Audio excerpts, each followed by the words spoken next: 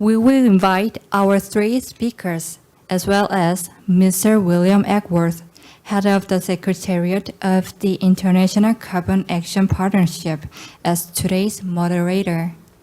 And two panelists, Ms. Eunjung Kim, Senior Research Fellow at the Korea Legislation Research Institute, and Ms. Seoyoung Lim, Manager at the Korea Environment Corporation. Mr. Acworth, the floor is yours.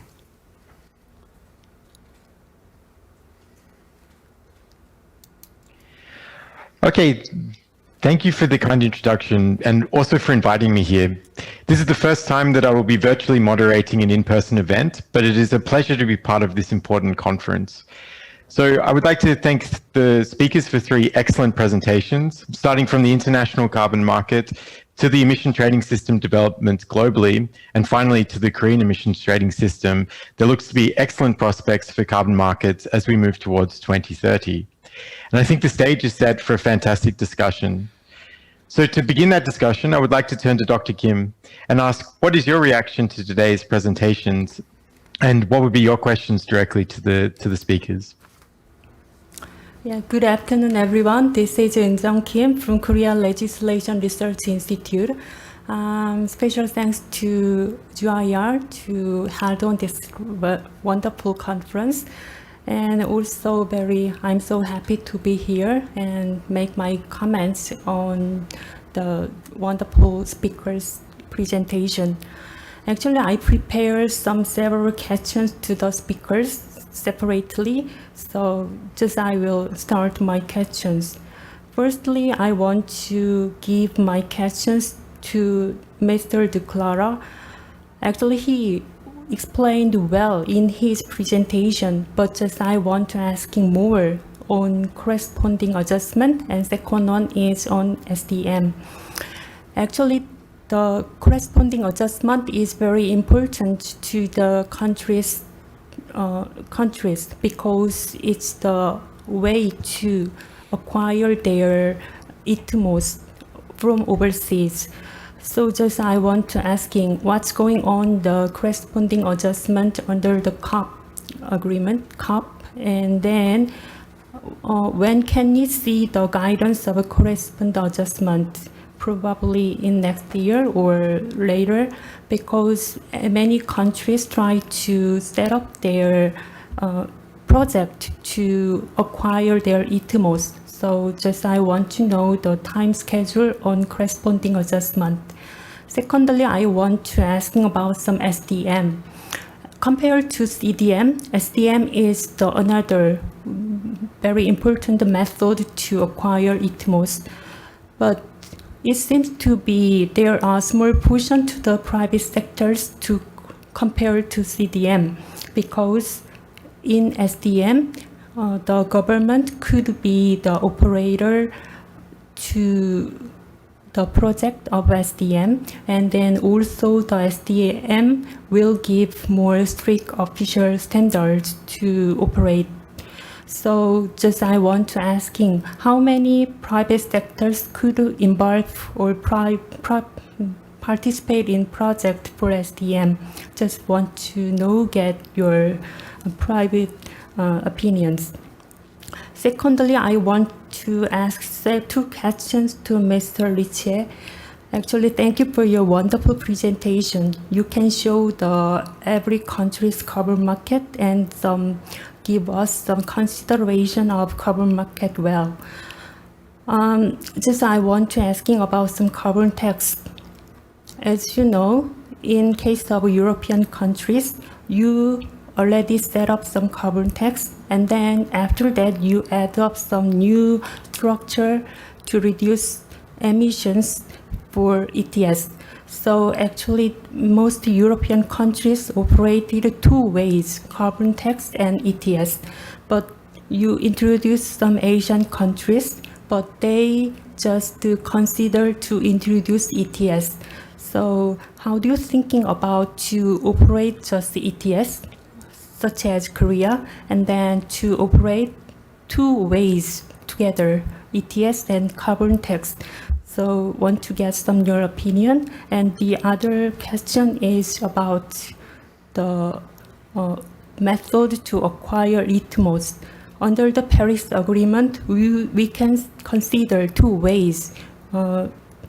According to Article 6.2 and Article 6.4, which one is the popular or preferred in European countries? I think it could be a little bit ridiculous questions, but just want to think about in near future, which one is more useful to just acquire our target, and then it's kind of long term. Which one is the much more useful to get our target? So just I want to ask him about some preference of the Article 6.2 and Article 6.4. It could be kind of the question of consent process.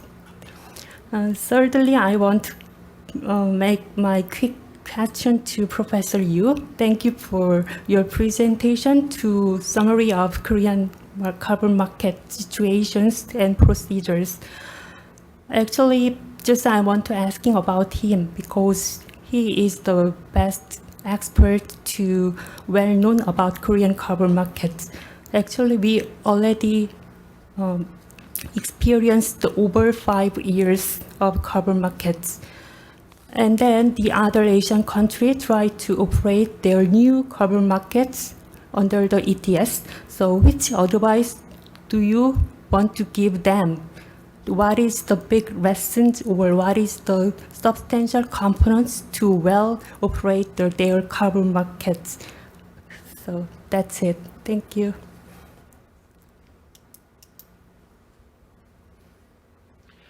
Okay, many thanks, Dr. Kim. Excellent questions that I'm really looking forward to hearing the answers to. But before we get there, we also have another panelist that has joined the stage. So, Ms. Lim, could I please ask you for your reflection on today's presentations and also your questions for the speakers? Thank you, William, and hello, everyone. I'm Seoyoung Lim from Korea Environment Corporation, KECO. Good morning, good afternoon, and good evening wherever you are. And first of all, I also would like to thank to GIR for inviting me to International Greenhouse Gas Conference again. This is my second IGC session since 2017. Very frankly speaking, when I've heard today's theme from the organizer, I was overwhelmed a little bit because when the world adopted the Paris Agreement 5 years ago, the year 2020 is supposed to be a year of the great transformation from the Kyoto Protocol to the Paris Agreement. However, what we are facing now is the present that no one has expected. Therefore, I don't know if I dare to predict 2030 under this circumstance. But anyway, we have to find the bright side, so I can't help quoting the lines from famous film Martian. We will find a way we always have, so I hope today's discussion will provide not only prospects for carbon market in 2030, but also provide some hope that we can overcome this unprecedented crisis. And I sincerely wish to meet you all again in person very soon. Because I've followed the Article 6 negotiations since 2016, so my remarks will mainly touch upon the issues on the negotiation of the Article 6 rulebooks. It may not be directly related to the future carbon market, but I do believe that it will be helpful to understand the new carbon market post-2020 Paris era. So I hope my intervention will be helpful to all. And one more thing, I would like to ask you to keep in mind that my comments are my personal view as an individual expert. It means any of my comments does not represent the official position of the Korean delegation. Well, although the Article 6 negotiations have been paused due to the COVID-19, many negotiators are trying to keep the moment and use this precious time as stock-taking for the draft text. These kind of efforts are really valuable since we did not have enough time to look through the draft text line by line in Madrid due to time limits. So in this year, many informal and voluntary virtual meetings have held by colleagues who are eager to develop better rules, not only for integrity of market, but also for environment. And we are continuing to share views each other while identifying some gaps, which the elaborations are needed to prepare the time when official sessions will resume. And regarding to substances, because Stefano has already well explained the key issues on the negotiation, I will not repeat them all. Instead, I would like to deliver my concern for both the Article 6.2 and 6.4. Firstly, I fully agreed with Stefano's view that the Article 6.2 guidance is about the accounting rule when the parties use ITMOS towards their NDCs. Unlike the Kyoto Protocol, there is no common time frame for implementing the NDCs or no common true-up period for compliance or accounting under the Paris Agreement. Therefore, time lags among parties for accounting are unavoidable. This could cause a situation in which no one knows where their assets are in place, and consequently, it could undermine the certainty or stability of the international carbon market. In this context, the Article 6 reporting should be working as a critical vehicle to track progress and ensure accurate accounting for parties' NDC, including the use of ITMOS. From a perspective, current draft text is well designed in terms of that it captured well the whole architecture of the Article 6 infrastructure, specifically overflow of ITMOS transaction, recording, tracking, reporting, and review. I think it has to be working as a crucial system to provide certainty and to provide the transparent information to all stakeholders.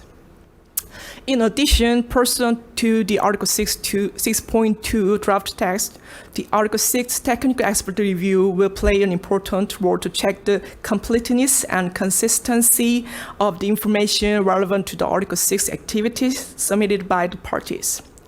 But just one thing, what I'm concerned that, under the existing MRV framework under the convention, under the UNFCCC, only one party of 153 non-Annex 1 parties submitted its all three pioneer update reports on time.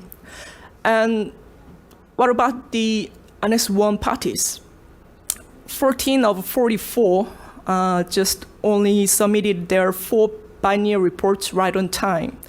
In this regard, we have to develop the guidance to ensure that all parties can report the information when they are engaging the Article 6 or cooperative approaches without any burden. So I do believe that it would be appropriate to develop clear guidance focusing on key elements or information, not about all the information related to the accounting, the ITMOS. And after that, we could revise the guidance based on the try and error exercise to improve it. And for the Article 6.4, as many of us already recognized, all eyes are on the CDM transition issue rather than establishing the mechanism itself. On the bright side, I think this is because many parties have confidence in the Article 6.4 mechanism since we built more than a decade of experience under the Kyoto Protocol, in particular on governance, modalities, and procedure. But on the other side of the coin, the CDM transition issues remain in limbo under the CMP, which is its own body to conclude this issue. And it seems to hand over all decisions to the Article 6 room. This is my very first point of view. And furthermore, I have recently observed some arguments to shift the responsibility on the host parties. Of course, the role of the host party of the CDM is important, but in principle, it is the responsibilities of its own governing body. In addition, we have to acknowledge that this is the common responsibilities of all actors involved in the CDM, including the parties, of course, the executive board, secretariat, and project participants. And mostly, the CMP should complete its mandate on Kyoto mechanism with the responsible decision. And finally, I would like to conclude my intervention asking the question to Stefano and Alistair. Whether intended or not, during the negotiation for the Article 6 rulebooks, there was some discussion that the Paris Agreement might regulate all carbon markets in the world. It could be ideal in the point of the ensuring the environment integrity. However, it is impossible in practical. And moreover, we have to respect voluntary carbon mechanisms which have evolved to a significant level by themselves. In this context, I would like to ask your views on the function or role of the voluntary carbon market under the Paris regime while ensuring the avoidance of double counting with ITMOs. I'll stop there. Thank you.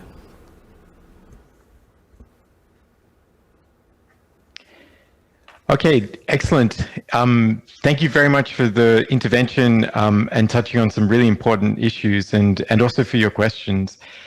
As moderator, I would also ask our speakers a couple of quick questions before we turn to their responses. So, Mr. De Clara, I'm curious about, we know that there's quite a intense schedule of negotiations in the lead up to a COP, which has obviously been disrupted this year due to the COVID-19 pandemic. Can you touch on how this may disrupt the negotiations? And also, in your perspective, is Glasgow the final chance for Article 6 if we don't reach an agreement here? To Mr. Ritchie, you mentioned that Europe is considering a carbon border adjustment with a proposal expected next year. What would you consider the impact of such a proposal on a country such as Korea, who has their own ambitious targets and domestic carbon market? And finally, to Professor Yu, following a decade of experience, or following half a decade of experience with the KETS, what has been the biggest learning for other jurisdictions in the region that are considering the establishment of a carbon market? So we've put a lot of questions to the speakers, and now I would like to turn back to them one at a time to provide them with an opportunity to respond. So first of all, Stefano, could you please respond to the questions that have been asked? Yeah, sure. Thanks. I'll be happy to. And I know that there's a lot of meat on the grill, so I'll try to do justice to as many questions as I can in a relatively short amount of time. Let me take them actually in reverse order. So I'll start from the one on the impacts of COVID on the negotiations, because I think it's quite helpful to set the scene for the others as well. And of course, it's no surprise that COVID had a huge impact on the schedule for international negotiations and for international climate diplomacy. I've touched on this briefly in my presentation, but basically here the most obvious impact is that COP26 has been postponed by a year to 2021. And on one hand, there are excellent reasons to do that. As I tried to explain in my presentation, COP26 will be a major COP with a lot of key issues on the table, and it's really a key meeting that can set the pace for global climate action in the next 10 years, so in the next decade up to 2030. And as such, it requires a really careful preparation, which wouldn't have been possible in the middle of a global pandemic. So it was really wise reason to postpone it and to allow more time for the diplomatic preparation, but also more time for countries to evaluate the COVID impacts and to formulate their new and revised NDCs accordingly. At the same time, there are also negative impacts from the postponement. So first of all, we'll have to wait one more year to get rules for Article 6, obviously, and also to get rules and more details for all the other issues that are still open. The postponement also means that we will get those rules and details only in 2021, so when the first NDC cycle will have started. while there was some hope to get those details before the actual start of the Paris Agreement. And there are also extra implications from the fact that the Kyoto Protocol will actually come to an end at the end of this year without a number of closing decisions from the COP, which has some impacts for the functioning of the CDM, for example, and for other technical issues. When we move to understanding what needs to happen in Glasgow at COP 26, certainty on the corresponding adjustments, as Ms. Kim pointed out, is one of the key aspects that will have to be negotiated. So that is when we will hopefully get full clarity on how corresponding adjustments are expected to be implemented and operationalized as a result of Article 6 cooperation. And as Ms. Kim pointed out, that is one of the most significant issues on the table, because it directly speaks to how countries will decide to use Article 6. So the sooner we get full clarity on that element, the better it will be for countries to be able to plan the use of Article 6. On the topic of private sector engagement in the system, I think it's fair to say that Article 6 and both on Article 6.2 as well as Article 6.4 is a key entry point for the private sector in the Paris Agreement. It's actually the only article that directly speaks to the involvement of the private sector. And that is why the business community is so eager to get clarity on the rules. We are expecting a much higher engagement than under the CDM, mainly because the stakes are a lot higher now, and also because Article 6 is expected to be applied much more broadly than the CDM. Someone pointed out in the earlier remarks that the Paris Agreement removed this division between Annex 1 and non-Annex 1 countries on a number of topics, and Article 6 is one of these topics. So it is really something that everyone can use in the same way, and you don't have this division between Annex 1 and non-Annex 1 that you had under the Kyoto Protocol on markets.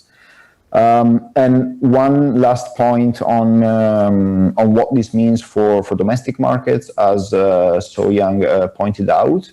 I think this should really be seen as an opportunity to complement what is happening at domestic level, rather than something that is imposed on domestic markets. So Article 6 can be a framework to link the markets, or to extend the markets with offsets, but not something that is imposed on the market functioning. And similarly, this also applies, in my view, to the voluntary market. So it's a useful way to expand the voluntary market, but at the same time, there are ways for the voluntary market to operate outside of the Paris Agreement if that's a better way for it to operate. I'll stop it here. Thank you. Okay, many thanks, Mr. De Clara, for covering a lot of complex issues in a short amount of time there. I would now like to pass to Mr. Ritchie, and we understand this is putting you under some time pressure, but if you could respond in 5 minutes, this would allow for sufficient time for more questions. Yeah, thank you, William, and thank you to all the panelists for very good questions.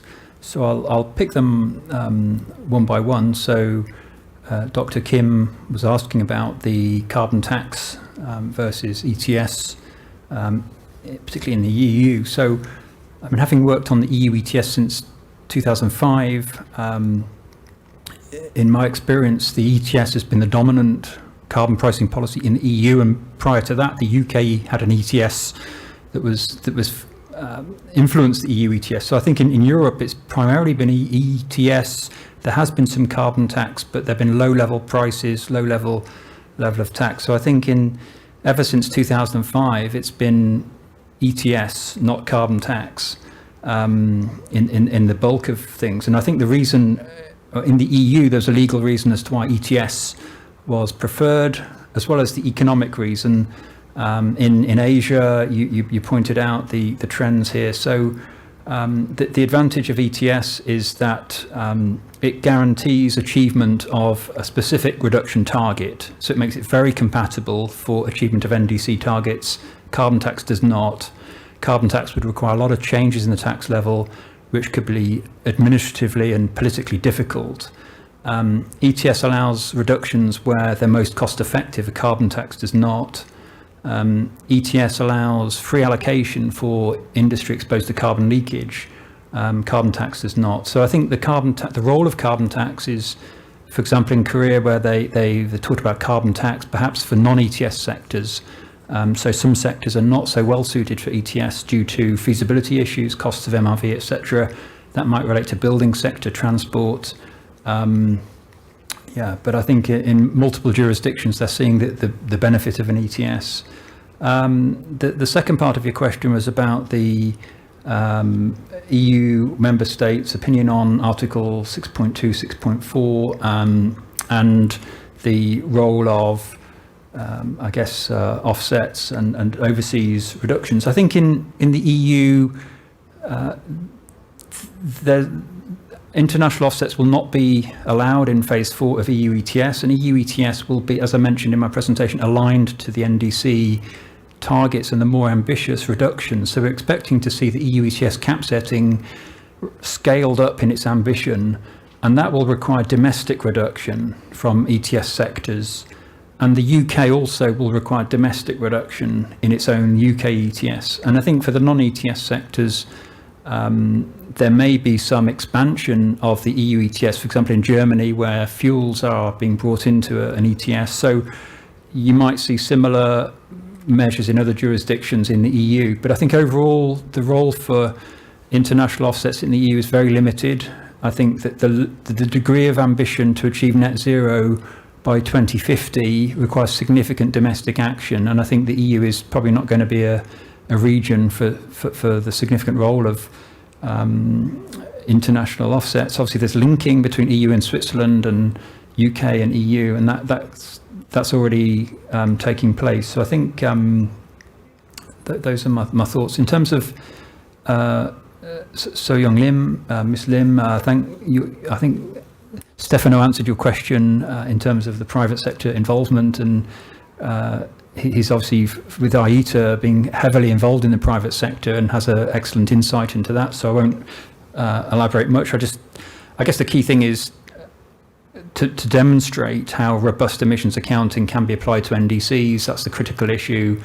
And I know there's a lot of companies pledged to net zero, so they'll need to buy and generate credits, and there's a lot of activity. We heard last week about UN task force on scaling up voluntary carbon markets, and a lot of pilot projects. So I think that's going to be a big issue, but a lot of it relies on demonstrating of the accounting principles.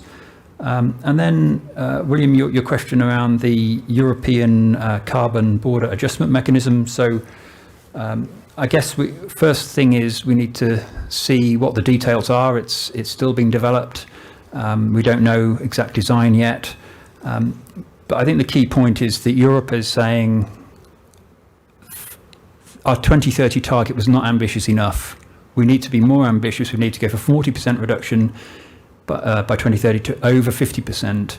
Therefore, the EU industry is going to be complaining about the impact on competitiveness, and they're going to require proper carbon leakage measures. So I think the EU will look very carefully at whether the ambition level of other jurisdictions is of a similar level to the EU, and if it's not, it would impose this measure. So I think the result of the impact of this is that jurisdictions will have to have a closer look at their ambition levels in their ETS cap setting.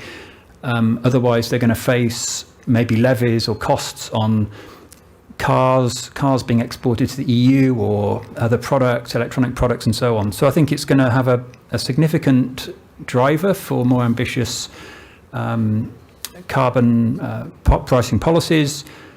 which is also needed, as I said at the beginning of the presentation, that the current commitments aren't ambitious enough. So I think this could be a very helpful driver to multiple jurisdictions across the world to be more ambitious. Okay, Mr. Ritchie, many thanks for those insights. And now to Professor Yu for some questions on the KETS.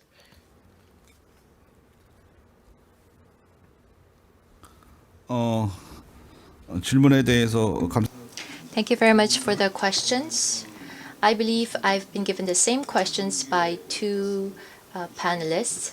So Korea's ETS, if it would be applied in other countries, what lessons could we share with these countries? So I'd like to share with you a few points. First of all, what would be most important is that you need to have policy commitment towards reducing emissions.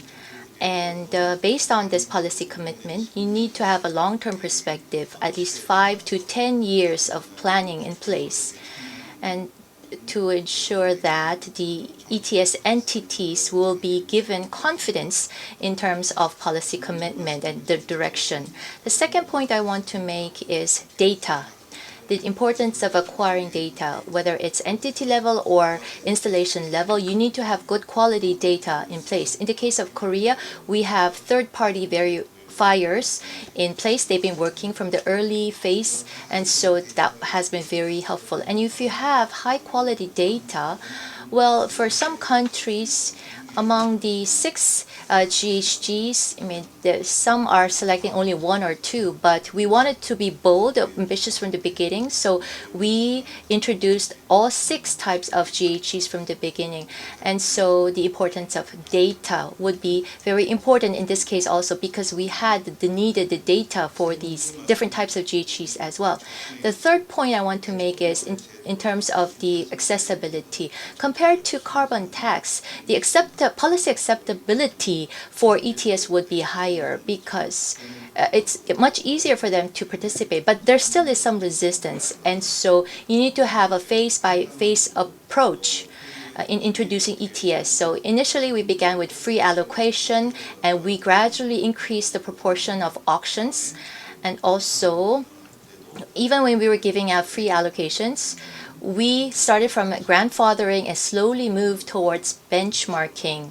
So slowly expanding and shifting, that kind of approach would be necessary. Of course, Korean ETS also has some room for improvement, and we market mechanism or market-based mechanism, that is what we aimed at. But then if we need to have a change in our approach to fully trust the market, and you need some price stabilization or stabilization system in place also, and we need more effort to increase the traded volume, and the government intervening in the market to these goals, to these ends, well, that's not going to be favorable down the road. And also, we're doing it for borrowing, but also in the future, banking also, we need to expand the scope of applying banking also.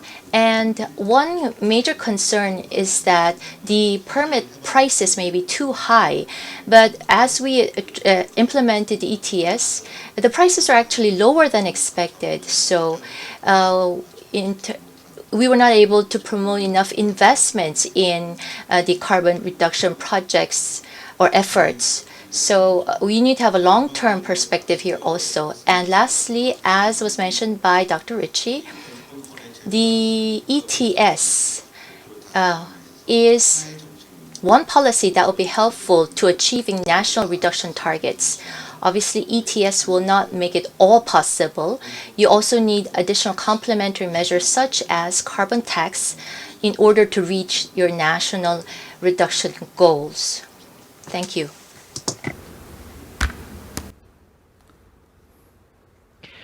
Okay, many thanks, Professor Yu.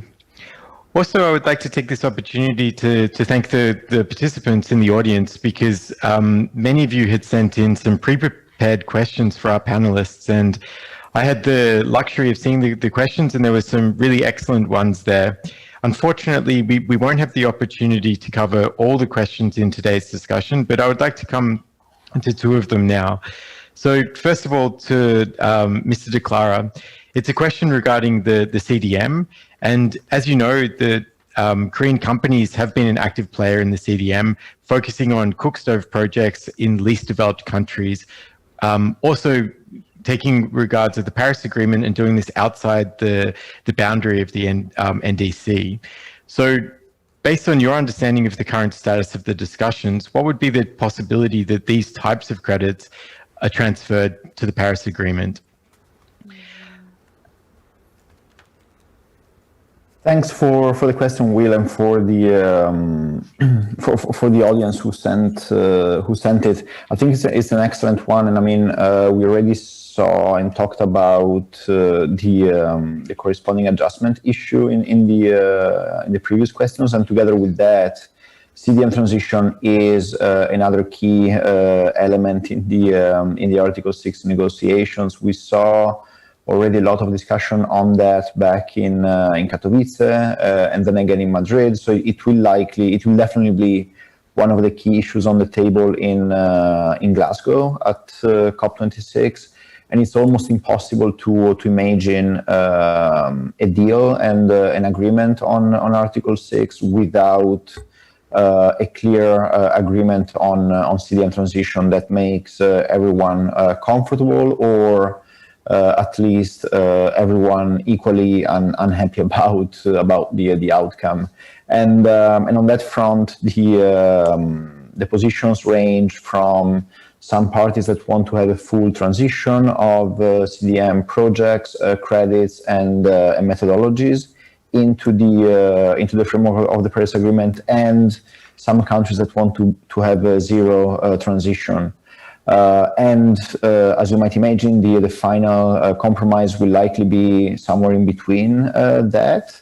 And I think already in Madrid we saw some of the boundaries of where that compromise will lie. So I think there was a good alignment on rules for the transition of projects into the new framework. I think the main element we'll have to witness is where the discussion will end with regard to the transition of units, but that is really something that will be decided at the political level in Glasgow. Excellent. Many thanks, Mr. De Clara. And so the final question for today's Q&A goes to you, Mr. Ritchie. And I wanted to just come back to the domestic carbon market here in Korea and ask, in your opinion, what should be improved in the carbon market to make companies more active in their carbon emission reductions? Okay, thank you, William. So if the issue is that companies are not active in their carbon emission reduction, the reason is what? The reason is they don't need to be active in their carbon emission reduction. They're comfortable where they are. They have no need. They have enough allowances, free allocation, and the carbon price signal is not strong enough to drive their action. So to make companies more active requires sufficient carbon price level. So that requires ambitious cap setting. I think the Korean carbon price is relatively respectable price internationally. But if the issue there is that there's insufficient activity, then that should be considered and questioned. I think in terms of the current dip in prices, that would benefit from market stability measures to adjust the availability of allowances to deal with these short-term shocks like COVID. I think a clear long-term trajectory is important in Korea. That's helped by aligning KETS cap setting to the NDC targets, and the pathway to 2030 is kind of visible, but not as visible as in the EU. So in the EU, they noticed that the COVID impact was very short and the price bounced back very quickly because companies could see the 2030 target just as clearly as before. So I think having that long-term trajectory as clear as possible. And I think also minimizing free allocation, maximizing auctioning. So I think, as Professor Yu said, the scale up of auctioning in phase 3 is a key opportunity for the government to avoid being overly generous to industry and the power sector. There's always a risk of windfall profits if there's too much free allocation. And scaling up the auctioning also not only, it basically increases the carbon cost to entities and it encourages them to take more action. And then also the final point is about support mechanisms. So companies can take action if they're supported. So under the KETS auction revenue recycling, that money will be channeled into low carbon projects. So that's a great opportunity as auctioning is scaled up to channel more money into low carbon projects for, say, SMEs as well as KETS entities, and longer term projects like hydrogen steel making, a bit like the EU Innovation Fund. So there's a lot of opportunities, and I think there will be improvements in the KETS to help with that. Excellent. Thank you, Mr. Ritchie, for these insights. So unfortunately, we're coming to the end of the conference today.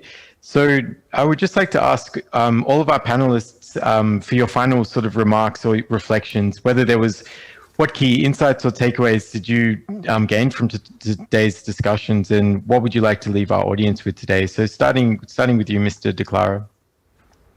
Thanks, and I'll try to really be as brief as possible. So first of all, I just want to say thank you and congratulations to the organizers for the excellent event and discussion. I think what was clear to me from today's discussion is really the importance of markets in the next decade and in the run-up to 2030, and also beyond that.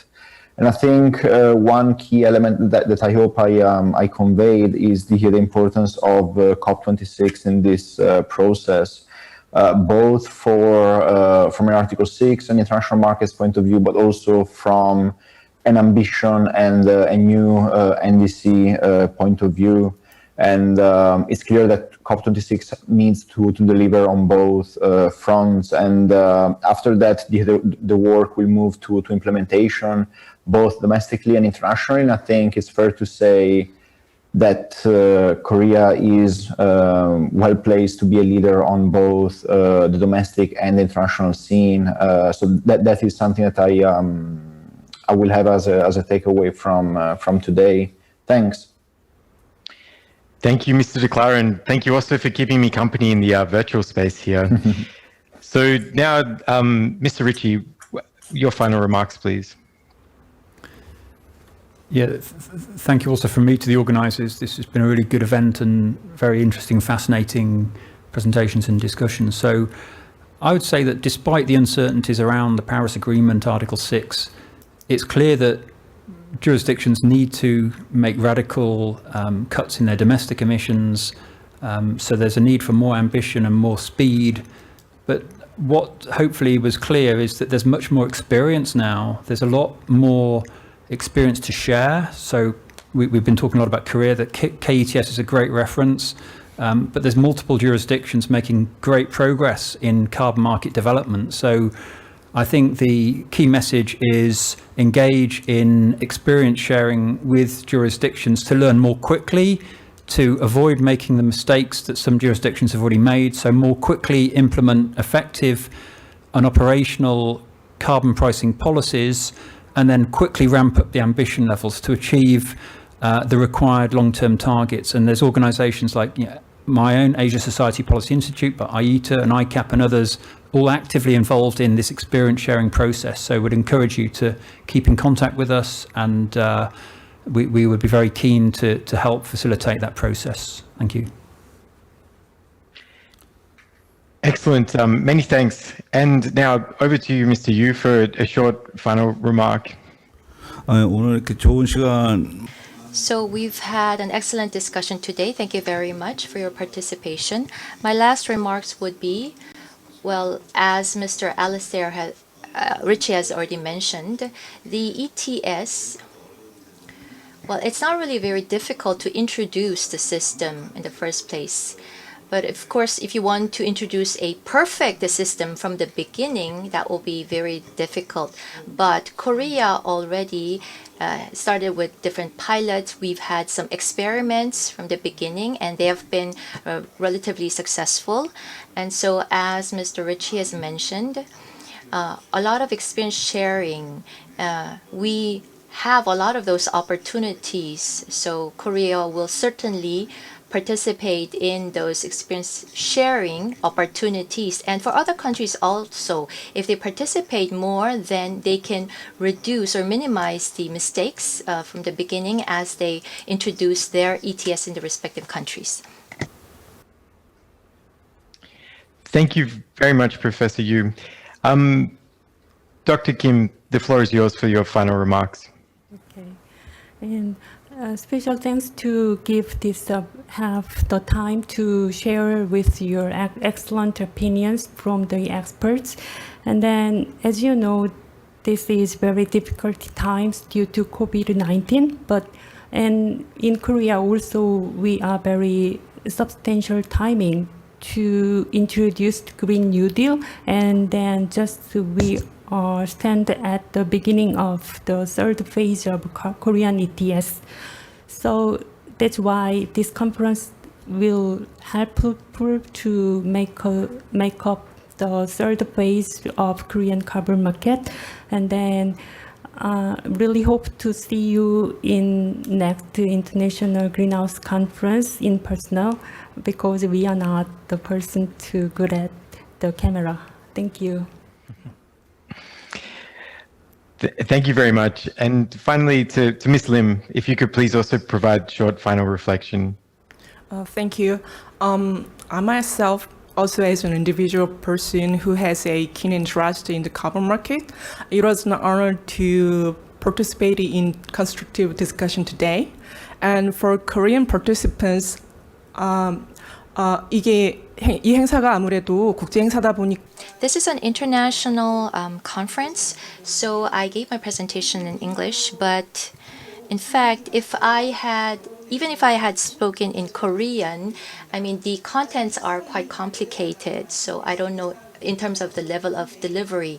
The negotiations are not proceeding very well, it's a bit stalled right now, but if you do have additional questions, please contact me, contact KECO, and I'll be more than happy to answer those. Participants, and thank to the GIR and organizer too. Thank you. Okay, so from my side, I would just like to thank the speakers for their excellent presentations, the panelists for the really insightful and good discussion, as well as the participants for your pre-registered questions and also for your attention today. I think this has been a fantastic international greenhouse gas conference, and it's clear that there's many big policy developments in front of us before we return to in 2021. But I think with so many people working hard at the challenge, I'm confident that we can get there. So thank you all, and over to you, Ms. Lee. Thank you, Mr. Acworth. Ladies and gentlemen, unfortunately, we have already reached the end of the 11th International Greenhouse Gas Conference.